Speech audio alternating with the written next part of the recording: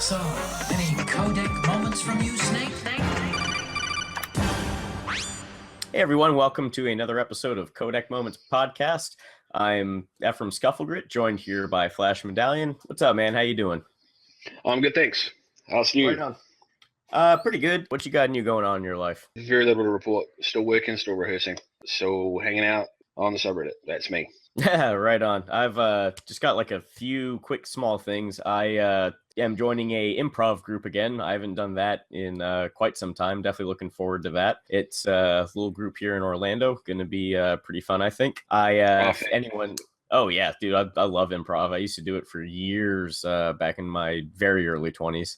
And yeah, that's what got me into theatre as well. I did it all through high school and came back to town, did some improv and got snapped up to do a show. But yeah, it's great. It's a very good, cool life skill. Oh yeah, absolutely, and it teaches you so much. I feel like too. I mean, like you got to be quick on your feet. You blurt out the first thing that comes. That's literally the number. Well, the number one rule is never say no, and then the second rule is just say whatever's on the top of your mind. That should be pretty fun. Speaking of fun stuff, I recently discovered the show Peep Show. Have you ever seen Peep Show? It's on Netflix. Yeah, that's one with David Mitchell, eh? Yeah, it's very, very good. It's very good. Yeah, good call. Yep, definitely a cool concept. It's shot and everything's in first person view. I've mentioned it in the mess hall this week. If you guys like some British comedy, go check it out. I was going to say, if you enjoy that, make sure you check out Mitchell and Webb as well, which is the same guys on another show. Is that the sketch comedy one? Yeah. I'm so glad you just told me that, because I've seen like a couple of the little YouTube clips here and there and comments all around Reddit, like the Hans, are we the baddies? Talking about the Germans or the Nazis. That was really funny. And then there was the next time on the gift shop. That's awesome. That Mitchell and Webb look. That's what it's called.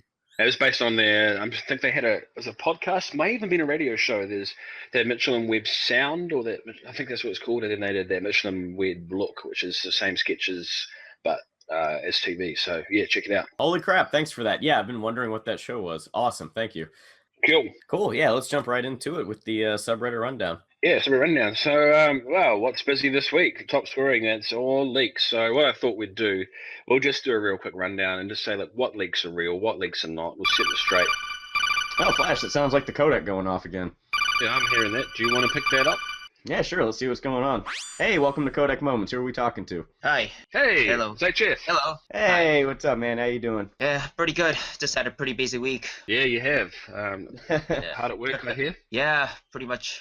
Just preparing for September 1st. Mm-hmm. Along the rest of us. Yeah, said the subreddit. Yeah. Yeah, right on. Cool. So, what was your topic you'd like to talk about with us today? Were you talking about the marketing, the public image of Metal Gear Solid, things like that? Well, yeah. The reason why I wanted to talk about it is because ever since I've seen, I think I've mentioned it once before, is there's the ending in Ghost Babel, which came out around 2000, I think. 2000-ish. It turns out that once you finish the game at 100% completion, it shows a little quip about some unknown guy, an anonymous person, and it refers to the player as Jack, which I believe we know which it leads to. That's right, and this came out before Metal Gear Solid 2, didn't it? Yeah, about 9 months, about a year. Actually, I had no idea about that. That's really interesting to me. Yeah, so it's a VR training thing, isn't it? Or that's what it's hinted to be? Something like you've completed the training or something like that. We'll get back to you soon, Jack, or is that right? Something similar to that? Yeah, it's a get some rest, Jack, and after playing that game and Ghost Babel and then playing MGS2, it somehow leads together. That's right. We've heard about Jack or Raiden's VR training, and he's never been on a real mission. So, and I guess that's kind of a neat link to Ghost Babel being essentially a non-canon story. Story-wise, it's non-canon, but it might have been canon in the form of a VR training. So in universe, it's still... Yeah. It exists, but not exactly in the way that we usually perceive fiction as. Yeah, wow. Absolutely. I really need to play that game now. I'd hate to admit I've never actually played Ghost Babel. I've heard amazing things about it, but, Oh, it's very, very good as a game. Like, we've talked about it before. Metal Gear Solid is basically a 2D game anyway. The first one on PlayStation. Just happens to have graphics. But if you want a really good Metal Gear Solid experience on a small platform, you can just fire it up. It's really fun.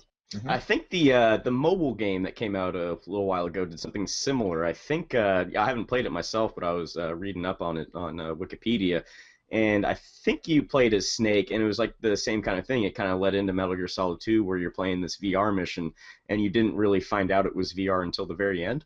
I think so. I haven't actually played it myself. It's something. It was set something like before MGS 2 or 4. I can't quite remember. I'm just looking at now. It's very similar.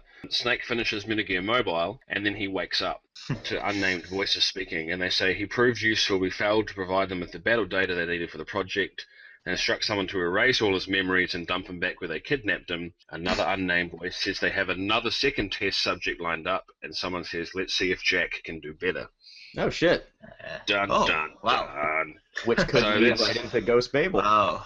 Yeah, Wow. that's very interesting, very similar. So that's a fun way to play with, mobile or portable games that maybe not everyone's going to play, and you can still kind of have a nice little joke and tie that in. I love it yeah. when they use, we'll just erase his memory to kind of like shoehorn like any kind of work. Like, no, this happened. We just erased the main character's memory. Yeah, or the sounds like- classic. Yeah. Or classic. It's just a dream. Yeah, why not both? Yeah. Erase his memory of this thing that was just a dream. That's perfect. The only thing missing is then I died and then I woke up. Yeah. It sounds like Metal Gear Mobile is all about AI. There's a lot of AI stuff going on. Snake's been talking to an AI. There's some hints about the Patriots. Oh, that's fascinating. I might grab that. It's got to be, what, like $1? Yeah, if it's still around. Yeah. They can probably emulate it or something for someone who has actually grabbed it off the net. Oh, for sure. Hey, it actually looks really good. Like, it's a 3D game. Wow. Okay. Yeah, the screenshots actually look brilliant. Yeah. Well, I got to admit, I've missed that one. Right, moving along. Is there anything else along those lines you wanted to talk about in the rest of the series, H? Well, no, just let me think. Well, aside from having every installment which bears the MGS Metal Gear brand, which can somehow tie in, there's also I think you remember Snake's Revenge, which obviously is not considered a Metal Gear game. If we're just trying to shoehorn it in, it could be, let's say, these Hollywood equivalent of Zanzibar Land or something. Right. One of the interesting things about some complex stories or mythos is that the mythology has its own mythology, so you add different dimensions to it. And knowing how information controls such a big thing in the Metal Gear universe, I won't be surprised if they actually made a Hollywood version of the events that happened and they put it off as a fiction. Yeah, it could be That's like one right. of those things that Zero put out, like all the propaganda and stuff. Yeah, it's actually really comparable to what we're experiencing right now, is that one of the strongest forms of propaganda was film and media, because people are going to eat it up. Oh, absolutely. Entertainment is something that people are quite uncritical of. If you get a news release or a press release, people are going to go, even, your average mainstream idiot is going to go, oh, what's kind of going on here? But you release a movie and people instantly switch off. People pride themselves on, I like movies because I like to switch off my brain. There's a lot of, and without getting too far down that rabbit hole, there's a lot of that happening, and it's happened for, a good 50 years, where what is otherwise entertainment is used to kind of shape ideas or set up ideas or influence the way people think about certain topics. That's actually quite true. And There's- I mean, it worked for Metal Gear. Yeah. It has. And like in a recent example is the controversy over, say, American Sniper, where a lot of people have said, hey, this isn't just an action movie, this is straight up propaganda. Or there's a worse one that came out before that. I can't remember what it was called. I nearly saw it in the movies. It's got Mark Wahlberg in it. It's about a bunch of guys who get lost in Afghanistan, and it's just a story. Oh. Yeah. I saw that actually, and it was pretty much straight up propaganda. That's what it looked like to me too, and I'm glad I kind of missed it. Yeah, it was a I total mean, shit movie. Yeah, and then you get, like, if you look at something like Inglourious Bastards, which is itself kind of an alternate universe propaganda, and you've got the Nazi Party making that movie about Friedrich Zoller, the sniper, and they make this big, glorious propaganda piece about how he's taking down all these American soldiers, which is itself a piss take of our real-world history with, like, Audie Murphy movies, who was a real American hero, generally was. And then he became an actor, and they started making, well, he didn't become an actor, they started putting him in movies about Americans winning wars and things like that, just to build that idea that, hey, the Americans are winning, we can kill everybody. And Not watch those. Oh, Audie Murphy, he's very old. Oh, it's very old. Goes back a while. But he used to be a pop culture reference, Audie Murphy. But I think a lot of people never really pick up anymore. Grandpa Simpson references him once. The original Medal of Honor, the very first Medal of Honor game on PlayStation 1 had Audie Murphy mode, which is basically incredibly hard. Like, it's very, very difficult. So that was I quite funny. see. But other than that, he seems to have dropped off the radar a little bit. But he's a great example of what you're talking about, using entertainment as propaganda. I'm not sure if it's a greater or lesser extent, but even in Japanese media, because it's always Mhm. Japan the center of the world and all that. I guess it doesn't really stem from people trying to be nationalistic, but it's just how they were brought up. I like that you bring that up. Actually, it's interesting to me because I mean I used to watch like anime all the time and a couple of Japanese like live action shows subtitled and stuff. And you're right, it's always Japan always seems to be at the center of it, specifically Tokyo. And Metal Gear Solid, I feel like Japan has never really once significantly entered the picture in the entire game series. Well, yeah. That's a really interesting point. Off the top of my Is- head, the only Japanese stuff that does go in is, well, Otacon and Paramedic. Yeah, And- exactly, and it's just like Yeah. a small reference. And I mean, like you look at things like Akira and some of the other works. I mean, obviously, like the nuclear proliferation is there, and that's obviously my country. We like to forget it, but we were the only country to use nuclear weapons. Sorry about that, but like that seems to be in the center of a lot of Japanese media is anti-nuclear weapons, and of course that's very involved in Metal Gear Solid, but not Japan itself. Yeah, actually, I will come up with one extra example. Kaz's backstory. He talks a lot about social conditions in Japan that made him want to leave. That's the only other example I can think of. We've got Otacon's talks about anime. Paramedic goes over all the fantastic cultural cinematic history from Japan, and then Kaz talks about the peace constitution and things like that in Japan. But otherwise, yeah, it gets a very slim notice. It's interesting it doesn't call attention to itself so much. I guess from a Japanese company's perspective, they probably don't want to push the whole Japanese work culture, which actually originated from post-war culture. Mm-hmm. Yeah. Because manpower is low and they needed people to work.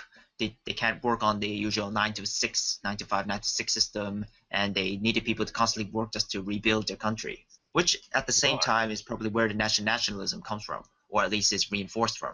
I suppose like losing a war like that, if you could call being bombed into oblivion losing a war, would do a number on your national psyche, and you find ways to be proud of yourselves again. And hey, we lost a war, and now we can't have an army. I guess it was probably a kind of a backhanded benefit in that they weren't allowed to have any military, so they just completely ignored the whole thing. And that mass industrialization, very rapid improvements in technology and research, very quickly. And it feels weird to try and guess about another country like this, but that I'm not too familiar with. It seems like there's a lot of pride in that work ethic and technological advancements coming out of Japan. Mm-hmm. Oh, for sure. I for my business classes, I had to do a international business class, and every couple of weeks we'd focus on a different country. And when I got to Japan, doing business in Japan, I mean, you hit the nail on the head. There's such a focus on work ethic and everything, and how disrespectful it would be for someone like me to go over to Japan and like even just look bored in a meeting. Really? Yeah, I mean it's all written by people that don't live there, so I mean anyone like HF could probably tell us a lot more than my textbooks can for sure. I mean you seem like you have a lot of insight into Japanese culture and everything, which makes me want to ask, going back to Japan not being referenced that much in Metal Gear, do you feel like that's maybe a marketing thing that maybe Konami, they want to export this globally, ever since Metal Gear Solid 1, they've wanted to make it a worldwide game. And even Kojima has. I mean, Metal Gear Solid 1 even is a Japanese take on a Western movie, kind of. Do you think that the lack of mention of Japan is so they can sell it more across the world? Unless it becomes a significant plot point, like say, you remember Huey? He mentioned about the hibakusha, which is the Japanese bomb victims from the Nagasaki and Hiroshima bombs. Unless that becomes a significant plot point, or let's say a character where they can probably have some insight into what happened to Japan after the war, I don't think it would be something that they would bring up just gratuitously. Gratuitously. So I guess they wouldn't try and push that up because it's a bit of a jab to themselves. And I don't think companies would like to think that, oh, this is what we do, and it seems like a bad PR. But if it's a plot, if it's a significant plot point, I'd say it's pretty much justified, or at least you can argue that point in. I can see that. Yeah. And United States, like I'm Canadian. I've been living in the States for a while. I've noticed that a lot of people over here don't like to be reminded that we nuked a country. Mm-hmm. It's weird because people will still take a kind of a personal offense to that, even though, you didn't make that decision, you had nothing to do with that decision. But people kind of feel like that they're somehow tangibly supporting that. I mean, we have the same things in our country, and obviously nobody knows or cares about it overseas, but we have things in our history that there are some things that are big.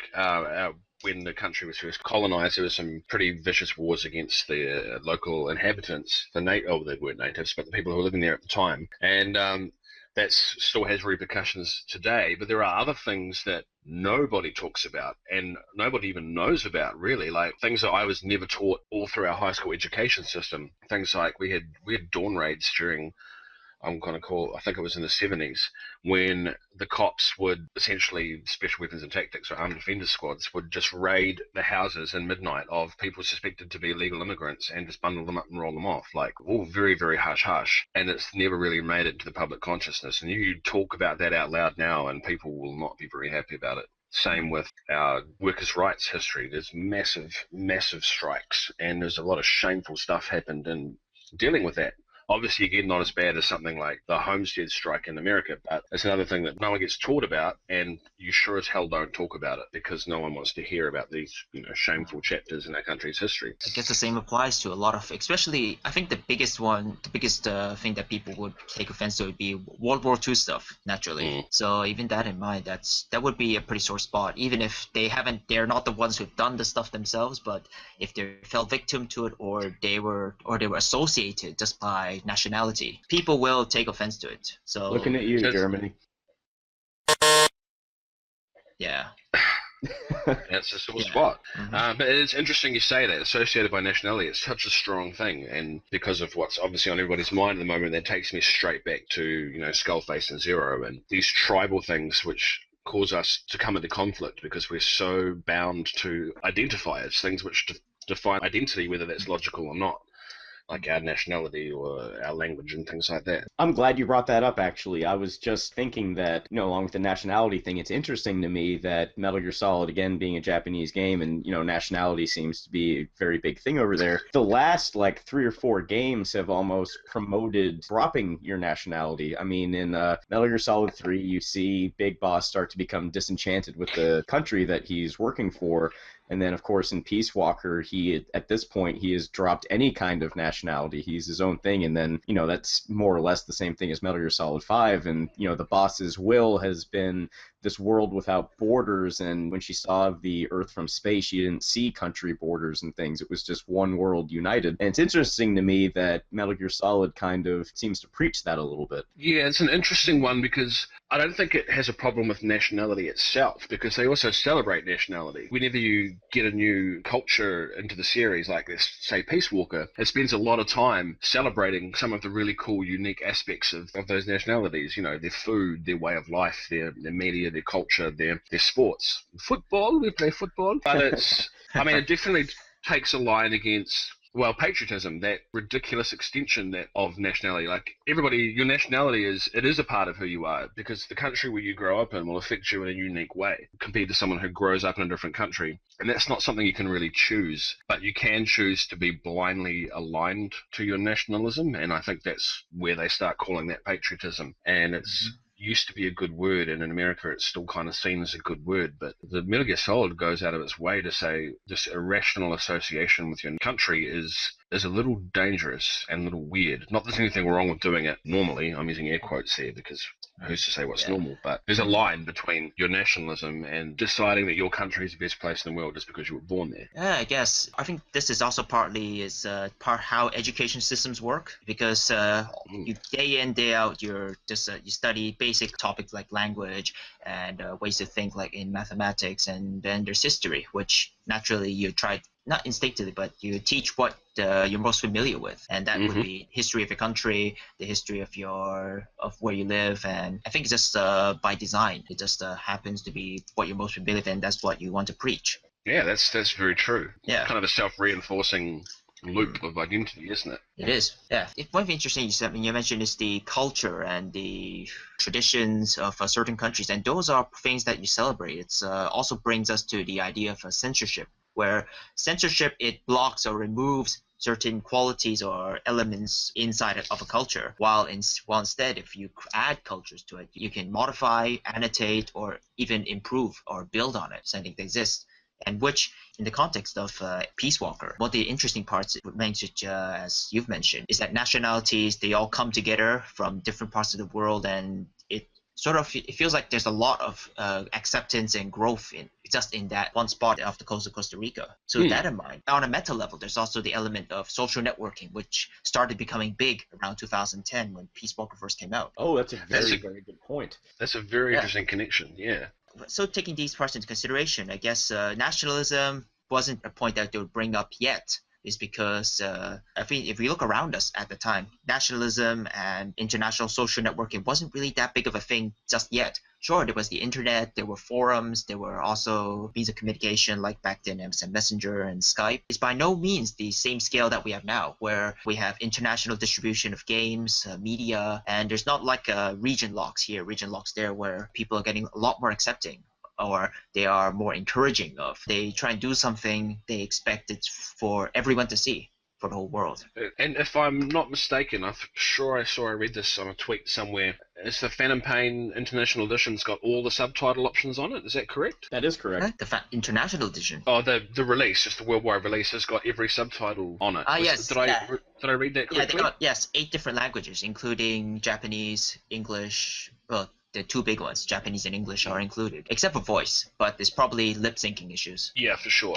But, I mean, to my knowledge, I haven't been able to play any Metal Gear Solid game that I've got in any of those other subtitled languages. I might be wrong here, maybe I haven't looked hard enough. But I think I remember one of them having Italian and Spanish, but I can't for the life of me remember which one. I think it was Rising. It was Rising, that's what it was. Right on.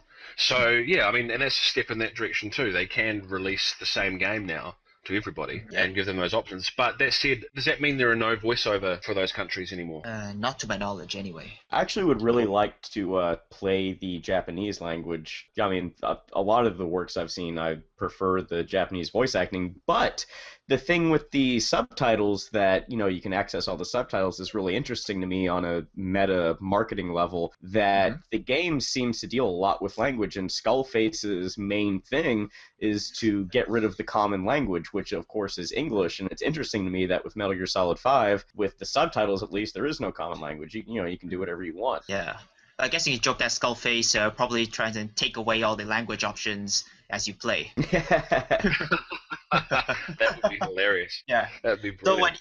So whenever he appears, he just moves it, waves his hand, and the subtitles just fall off the screen or something. Just crazy. It's interesting that I mentioned the marketing and approachability of the games. Is that I think it's a ground zero since for the first time in the Japanese games where they release English subtitles. Oh, right, on the Japanese edition. That's right. I am looking forward to that when I get that premium edition, because I will be able to pop it in Japanese, which I've never really done before. I haven't sat and watched the cutscenes or anything like that in Japanese with English subtitles. I'm sure that's out there on YouTube. I'm looking forward to trying that out, which would be very cool. That's nice. Yeah. Snake's voice actor, his name, it's Akio something or other. HF, you probably know much more about that. Help me out here. Akio Otsuka. Yes, Akio Otsuka. He is extremely talented. I've seen a couple you're right, they are on YouTube. I have watched a couple of them, and his performance of Snake is amazing. He's got a lot of really good voice range. Well, since I've been watching a lot of anime which he stars in, where there's also the gruff military type character like Gato from the Gundam 0083. He's also got a similar but smoother voice as Blackjack from the Tezuka series. The Astro Boy and those. Oh, yeah. The guy who did that. I didn't know he was in Gundam 0083. And incidentally, what was his the first thing he did in the first episode? He stole a nuclear-equipped walking machine. Coincidence much? Man. Yeah. I love the voice acting gets so dramatic over there. I love it, especially with like the deeper voices. And I by no mean this imitation is offensive. I don't know any Japanese, but I mean, like, watching some of them, Snake will sound like all cool and like, oh yeah, I'm gonna go take him down, and then like you switch over to Japanese and he's like, Jones is on the whole car. Yeah. Well, yeah, that's actually quite close. Yeah, it's interesting to me listening to it from a performance point of view, and obviously I do a lot of theatre and stuff like that. I'm not a dub person. So when you're only hearing intonation behind it, it helps you tell the meaning of the line and how it's being delivered. But there really seems to be a different, it's hard to find the right word for it, style of delivery, especially with the Japanese stuff that I've heard. And I find it hard to kind of pull out or tease out if there's any real naturalism going on. It always seems to be very performative. Would you think that's a fair assessment? That's my impression, but I don't know how correct I am. Sorry. Okay, Oh, please. sorry. Do you know what I mean when I say naturalism? Like people just talking the way they talk in real life, even to the point where it kind of sounds a bit boring because you're not used to seeing that in your entertainment. Is that something that still happens in Japanese media, things like that? I guess it depends on the subject type. I think it happens a lot more in TV dramas since there's real people acting there. And there's a limit to how exaggerated or how dramatic they can make it. Right. But when it comes to voice acting, I think it's natural that they want to be more dramatic because that's how they like to present it. And that's something that happens in English too. Yeah, I guess maybe having a big enough sample size for, say, just dramas or things like that in Japanese that I've seen, even some that seems relatively down to earth, seems a little performative, but I may just not have the context for it, not knowing the language. That was just something I was curious about. On the other hand, trying to speak dramatically from as if you're in a Japanese TV show or anime would get you weird looks. Right, yeah. Yeah. As would trying to speak like you're in a G.I. Joe cartoon or a Transformers cartoon. Yes. That's always Right been on. pretty interesting to me. I hear a codec in the background. Same here. Sorry, that was my phone. That's awesome. Wow. Okay, but all our phones are like that. I had Yeah, that ringtone for quite some time, and then my stupid iPhone's been acting up, and I plan to switch to Droid, and it won't take it anymore, and that's one of the reasons I'm switching to Droid, just so I can get my codec ringtone back. Yeah, I've got quite a suite on my phone. The Metal Gear Solid 4 codec notification noise is my system one, and it's a really nice, well-designed sound effect. It's just a nice little... Yeah. I've got a codec for the ring. A couple of friends have got the alert, so that I know who they are when they're messaging me, and that's my line chat notification as well.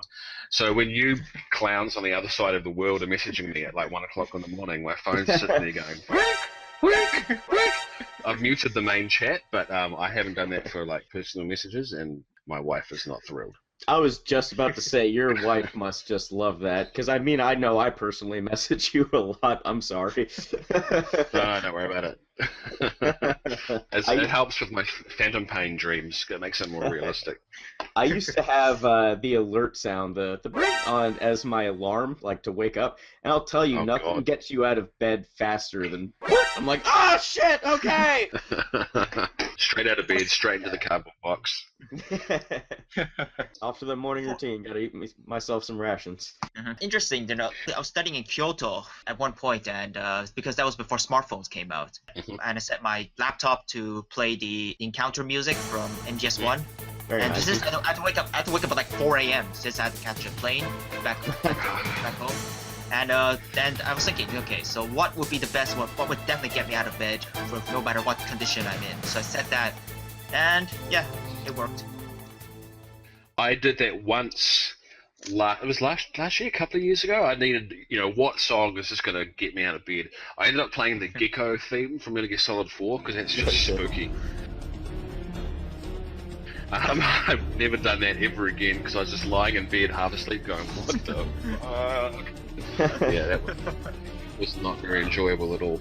Yeah, I think we've all been there trying to like set like the alert alarm didn't last very long, and I remember when I first got my first smartphone, it was a BlackBerry, it was a piece of shit, and I found this website with all these sound alerts, and one of them was like the Transformers transforming sound,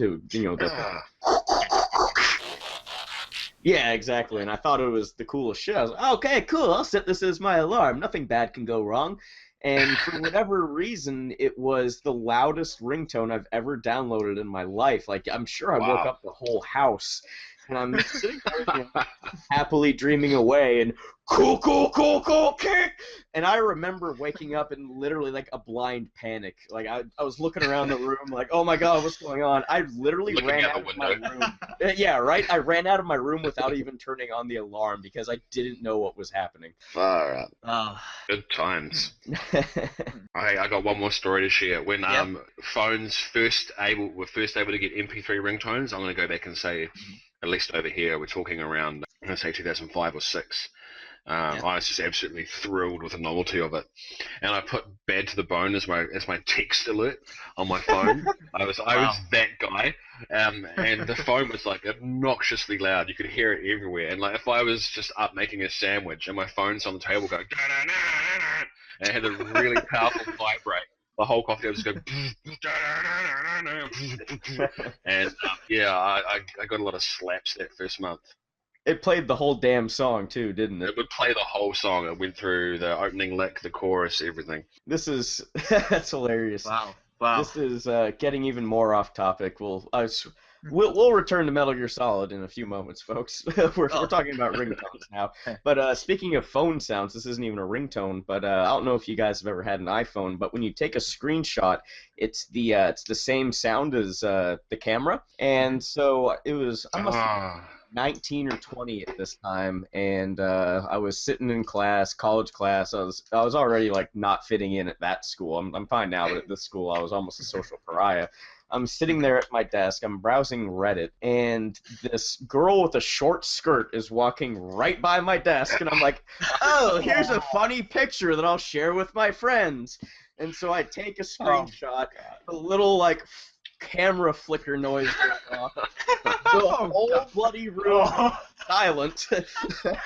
All about 60 people in that class turn around and stare at me with these scathing, "Oh, you fucking pig" eyes. The older woman walking by me, she must have been all of 18. It was probably the poor girl's first day at college. Like, I hope I fit in, okay? And then she thinks this creeper's fucking putting his phone underneath her skirt and taking pictures. So that was, I didn't make too many friends in that class. I see. Oh, wow. Interesting note. You know how when you can mute all your sounds on phones? So even if you take a camera, but in Japan, I think there's a law which whenever you take a picture of a camera, this camera sound must go off, even if you have it switched off. That's true. Wow. Yeah, Really? that makes sense. Yeah. It's weird It's that a there's a requirement. culture that requires that by law, but it does make a little bit of sense. I think it's, well, from my experience, it's a social culture thing, because there's tram trains, there's a lot of public transport, and there's a lot of foot traffic every here and there. Because of that, they probably implemented it because there were actual creepers who was doing this kind of stuff, and knowing about all these exploitation films and all that stuff. They probably do it just so they can keep a record, or they just deter people from doing that. That kind of Right, in stuff. New Zealand, when phone cameras first started coming out, there was the odd scare story in your local shitty district newspaper saying, "Oh, a man was taking photographs in the changing room," and you get the odd article, "Is this the end of society? People can take photos anywhere." But pretty quickly, it's probably a local cultural thing. But you just don't do that, and nobody would do that, and anybody who did would get a pretty stern talking to. For people who are just pulling out cameras and doing dumb shit, it's just an unspoken rule. You don't play on your phone while you're at urinal. As tempting as it is to moderate a subreddit while you're having a leak, you just don't do that. Yeah, so that's a weird thing there. I should stop pulling out my phone at the urinal then. I'm not allowed to have phones out at work because I have a peasant retail job. But so I get a lot of my Reddit in the bathroom. But talking about the Japanese thing with it, like there are creepers going around. And HF, please, by all means, if I start to sound brutally culturally offensive, just tell me to shut up so we don't destroy any following this podcast has. But I noticed that Kojima, he gets a lot of heat on the internet, the subreddit, what have you, for things like Quiet, and then there's been a lot of sexualism in Metal Gear Solid. A few of my friends went to Japan, and they were telling me about how they felt that the people in the culture itself didn't really buy into all this, but a lot of like the media and stuff that they saw was pretty lax on like sexual behaviors, and not necessarily behaviors, I guess just things in the media, like there's the vending machines and stuff like that. And I think a lot of people maybe sometimes forget that Metal Gear Solid comes from a place where people seem a lot more relaxed about that kind of stuff. That's quite true, actually. And if you take your first step to Akihabara, there's a lot of a mild sexualization of ranging from Grover idols. There's also of course, the anime characters, because that's what that place is big with, and they can get away with a lot more stuff. They have a lot of the underground. They have a lot of the stores underground where they sell a lot of adult-related goods and such as games, magazines, and they have enough franchises of it. They have it all over Japan. Lots of secondhand books, games. It's a very big industry, in fact. Oh, it's a very big industry everywhere. But I think, I mean, even acknowledging that, if Mr. Kojima wants to make a worldwide game, then he has to play ball culturally worldwide. And I don't think that's much of an excuse. It's a good reason why it's the way it is, but you can't just go, oh, well, it's because it comes from Japan. If you're going to make a game and sell it in America and make it big and sell it all across the English-speaking world and non-English-speaking world, anything you do along those lines, like cultural differences, you kind of need to account for. You can't expect to get away with it. Not to say that it's wrong and should stop, but saying you shouldn't expect to get away with, say, the way your culture deals with sexuality on your game that you're selling internationally and not take a bit of heat for it and say, well, this isn't really how things are. And if you get into the sexism debate and go, well, actually, we're actually trying to ease off on sexism or sexualization or sexual topics over here in America. Some people are saying that.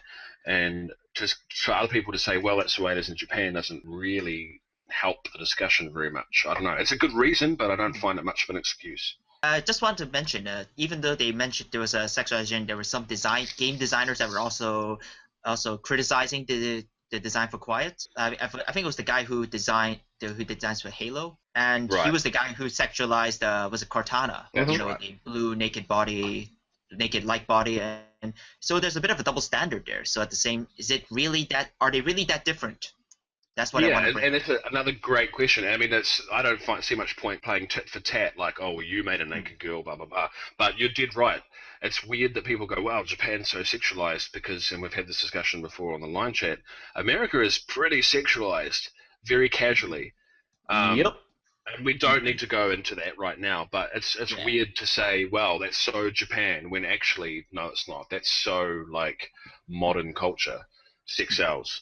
It's a weird thing to kind of point at one country and say, wow, what a weird culture. Even though they have their idiosyncrasies, so does everybody. It's an interesting dynamic over here for sure. I mean, living in America, you are completely right that, sex sells, and that's a big thing. I mean, advertising is our biggest industry over here, period. It's marketing. And I really want to make 2 points here. First, addressing the point of sexuality in America, it's very interesting to me. Canada actually didn't feel as much like this as United States, whatever. But when you come down here, it's, like you said, it's very, pro-sex, sex sells. But we also seem to get offended about sex more than any other country as well. Yeah, you're expected to hide it. If I had to make a guess, I'd say the reason people point at Japan as being weird about sex isn't because of what they do. It's because you're kind of just allowed to do it as long as you keep to yourself. No one's actually really that I might be wrong here. It doesn't seem that judgmental, and that pretty much anything you want is accommodated for, and it's there, and it's relatively visible, say in Akihabara. Is that correct? Yeah, in fact, there's right outside the main JR station, one of the biggest lines in Tokyo, is that there's a whole building full of sex or role-playing goods. Right. Yeah. And if nobody wanted to go there, they wouldn't. Yeah.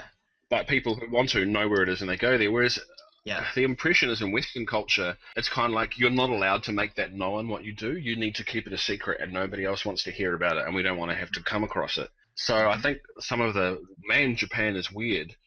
The picture it paints to me is people actually find it weird that no one's being judged for it, which isn't a fully formed idea, but that seems like what it is to me.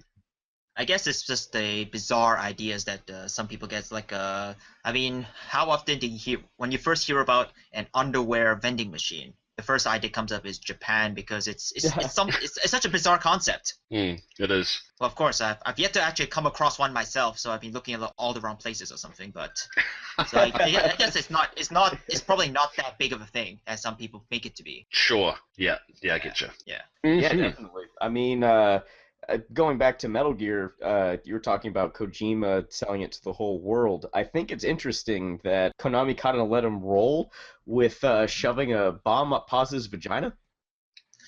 We don't know that. So? It's implied, but we don't know that for sure. If anything, they might have been doing something in the background which made it sound like that. I'm going to just put my hand up and say I think it's pretty clear what happened. Yeah. Okay. They just didn't go out their way to explicitly show it because nobody wants to see that happening. Yeah. So I mean, the squishy noises, you could write that off and say that's putting a bomb into her guts. Yeah. Whatever. Yeah. But I think for me, I'm just going to say let's just all assume that's what happened. I don't think that's. Yeah, you find it strange that Konami gave that an okay scuff? Well, I mean, not necessarily. It, don't shoot me down, listeners, for saying that, like, Konami gives him a lot of freedom. Historically, Kojima has gotten pretty much all the freedom in the world. The ideas that he's had shot down aren't really coming from, corporate Konami. It's usually from people inside Kojima Productions, like with Snake and Otacon being executed. It was people that were working on the story that were like, I don't think people are going to really buy that. But it's not necessarily, like I said, Konami. It's that they're marketing this game so hard. They've never used marketing and spent so much money on marketing as they have with Metal Gear Solid 5, whatever the reason is. I guess I'm not necessarily surprised that they let him roll with that. I'm actually more impressed, I guess, that since they are marketing this game so hard and they want, anyone and everyone to buy it, even people outside our fan base that, to this day, 10 days before, don't know about it, are, going to buy it. Like, I thought that was actually kind of admirable that they gave them the creative freedom to, do this, even though they want to sell to places like the West, who, I mean, we saw the backlash from it. A lot of people were offended in the media about all that. I guess it was more up front, but I mean, how different is the Paz story to any given backstory of a B&B core member? And you could argue it's all about delivery, which is true. But is it really that much of a step forward? I guess there's much more of a focus on it. I don't think necessarily storytelling-wise, but I do think that the marketing landscape for Metal Gear Solid has changed since Metal Gear Solid 4, Yep. and they seem to be pushing it a bit more. Valid point. On the flip side, it has definitely gained a lot more publicity. Yeah, Sure. I mean, we've never seen something like this for a Metal Gear Solid game. I mean, just the level of new people we have on the subreddit. I mean, how long did it take to double in size, Flash? I went over this the other day. You guys keep going. I'll just bring this up. Yeah, for sure. It's I mean, you go ahead, HF. Something I did want to mention is that remember when we mentioned sound effects and music back a bit while ago on our phones. One of the most interesting things is that if we want to tie it back to Metal Gear Solid again, is that there's no language. It's all sound, but we know where it's from. We know what they imply, and we know what it means. So there's language, and there's also the idea of memes. Because it's the idea where a sound effect would be able to portray a certain reaction, would have a certain meaning behind it, and it's because we've been playing Metal Gear Solid for so long. I agree completely. Yeah, it's one of the best points I've ever heard someone say about Metal Gear Solid. Yeah, it's that aural iconography, isn't it? And Metal Gear Solid has that visually too. The exclamation mark and the unit logos, the Foxhound logo, the Fox logo, or the Kojima Productions logo, the Diamond Dogs logo. People latch onto those things, and you're right that it's one of the very few franchises I can think of, really, that has sound effects that are as powerful and impactful as something like a logo. Well, Ephraim, you did mention there was the Transformers sound effects. I think that one that's one. That one creates a big reaction. For sure. And I think it goes beyond, just kind of being familiar with it. Like, I don't think it's necessarily that the alert sound or the Transformers sound kind of woke me up or made me feel tense just because I associated it with the game or the series or what have you. I think that there's science behind that. Certain pitches will have certain effects on human beings. Oh, yes. And we can all testify to the alert noise. It's a wondrous piece of sound design. It's exciting. It just terrifies you, and it's also got a little bit of catharsis to it as well. There's tension is building, and can I make it? Can I not be seen? Do I have enough time to run from A to B? And then it's kind of dissipates that tension and then sets you up for a whole different kind of excitement. It's beautiful design. It is literally a game changer. Yeah. Hey. And that's why it's a really big thing to use in parodies. Because people know where it's from, and they still get a reaction if you don't know where it's from. Absolutely. For sure. Yeah. Wreck-It Ralph is a perfect example there. Mm-hmm. Right, looking at subscribers. It took us 18 months to go from 5 to 10, a year to go from 10 to 20, 9 months to go from 20 to 30, 5 months to go from 30 to 40. And then a trailer dropped, yeah. Wow. So we're in exponential growth. Nice. So, I didn't say that. Yay, So what's the heroism rating on the sub? Current heroism is 42,035. We're Nice. ranked 959. But keep in mind, like, that's a subscriber. That's someone who subscribed to Metal Gear Solid 4 years ago, and then now they're now dead, or they've left Reddit, or they don't come back. Yeah, exactly. Mhm. All right, then. I think we're about running out of time here. Cool. That was super fun. Thank you very much, H, for coming and chatting to us. Oh Yes, yes, that was you're great. welcome for arranging a time for me. It's me great pleasure. Oh, no, yeah, Excellent. the pleasure's been all ours. It was great having you on. Thank you. So anybody else out there, we're still lining up our guests, so if you want to come on and talk about something, just get in touch. It'd be heaps of fun. Yep, we're here. Just send a private message to either me or Flash, and we'll talk about it, see what we can do. All right, folks, thanks for listening. This has been another episode of CODEC Moments. We'll catch you next time. H, Good, everybody. Flash, thanks for joining me. See you later. Adios. Hey, bye.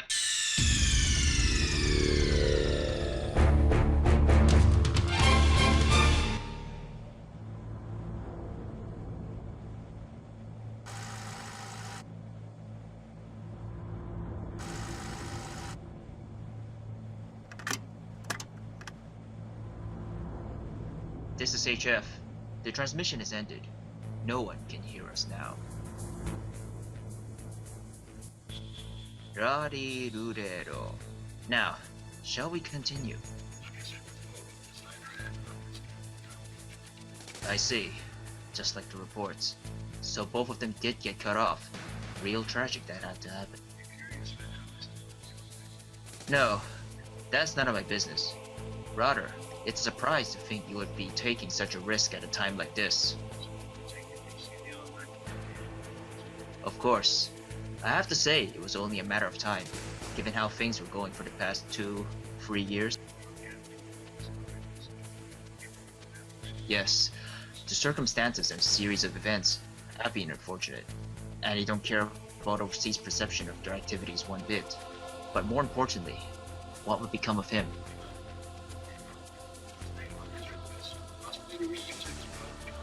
So it's true. Oh, that is something to look forward to once it happens.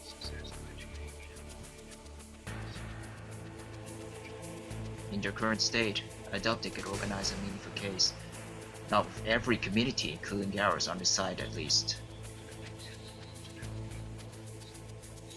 Yes, the entire situation will work in his favor in the end. And what about the other informant?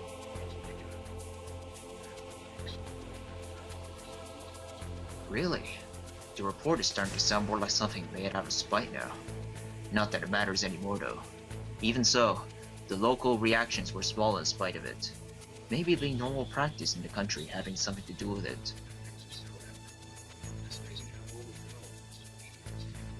It's too late for them. The idea has already been set, and with everything working in his, no, our favor, once again. No, no one else knows but you. The journalist we met? He knows our real identity, but, given his actions so far, we'll let him do as he wishes. Yes, that leaves me then, doesn't it? Not at all. No one else knows outside of the inner circle, and they don't suspect a thing. Yes, of course. Thank you. Always a pleasure to discuss business with you, Mr. Director. Hey, is the thing still? Oh shit!